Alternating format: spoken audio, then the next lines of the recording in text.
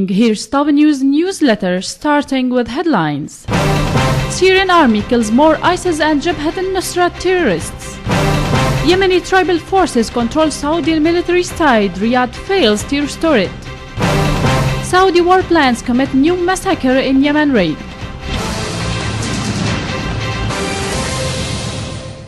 Starting with the Syrian view, units of the Syrian army directly targeted positions of terrorists from Jabhat al-Nusra and the so-called Al-Muthanna movement in Al-Manshiyah, Al-Arba'in neighborhoods in the city of Daraa, southern Syria.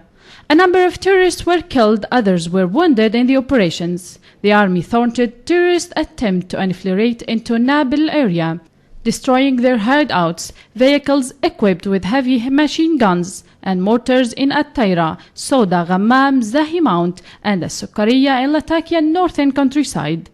In the neighboring Quneitra province, an army unit destroyed hideouts and gathering of terrorists from Jabhat al-Nusra near Al-Izam Dam in the occupied Syrian Golan, where terrorists infiltrated backed by the Israeli forces, while the operation resulted in killing a number of terrorists, injuring others, and destroying their arms and ammunition.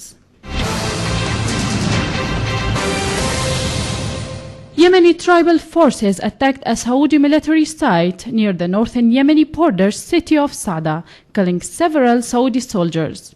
Forces of Tahiya tribe launched a surprise attack on Al-Manara military base in the Saudi terrorists near the Yemeni border, who said that tribesmen managed to control the site. The Saudi land forces, backed by air forces, were trying to restore the base. However, he failed to do so.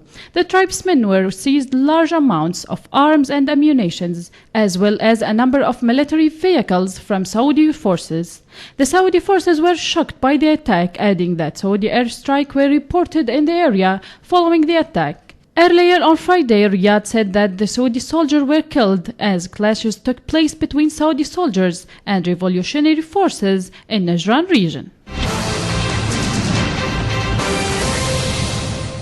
At least 10 Yemeni civilians were martyred, including children, in a Saudi strike in the province of Taiz. Saudi Air Force carried out the strike after midnight, launching 2 missiles. The first targeted a farm in Al-Batna region, while the second fell on the house at Zahra village, the forces said.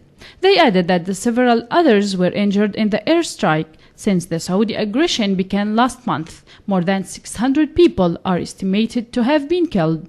Many more have been wounded, and tens of thousands have fled the country. Last week, UNICEF said that at least 74 children are known to have been killed and 44 children maimed since the war was launched on March 26. Meanwhile, Human Rights Watch slammed Riyadh for its aggression on the Yemeni residential areas. The Zionist Prime Minister Benjamin Netanyahu kept up his assault on the framework nuclear deal between world powers and Iran, saying that the agreement is preserving the Islamic Republic and not dismantling it. To my regret, of all things I warned about vis-à-vis the framework agreement that was put together in Lausanne are coming true before our eyes, Netanyahu said. The emerging deal, which is to be finalized by June 30th, would have Iran with significant nuclear capabilities, he added.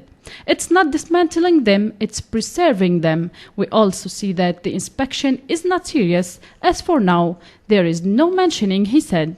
Following marathon talks in the Swiss city of Lausanne, the negotiators agreed on a framework deal on April 2nd, which the Zionist entity has repeatedly denounced as a historic mistake.